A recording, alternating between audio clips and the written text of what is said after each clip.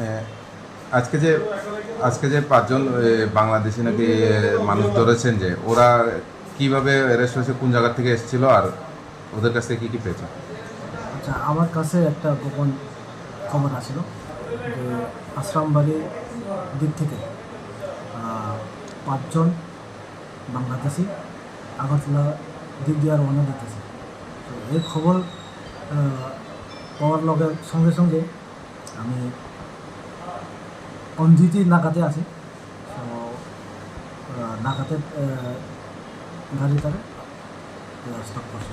নাকাটা কোন জায়গা ছিল? বেলসং নাকা। ওদের নাম কি? ওদের নাম হচ্ছে বাবলু দাস, লিতন দাস, পঙ্কর সরকার, নিকলু সরকার আর রূপন দাস। বাড়ি কোথায় তাদের? তার বাড়ির খাদিরপুর, খালিজোড়া, মেট্রো করা। এরা এরা এই যে ধরার পরে ওরা কোথায় যাওয়ার উদ্দেশ্য ছিল ওদের? শান্তির বাজার, মরিপুর। প্রাথমিকভাবে কি বলেছে ওরা, কেন এসেছে ভারতে? তারা এখন কিছু তো বলেনি, তো এখন ইনভেস্টিগেশন চলছে।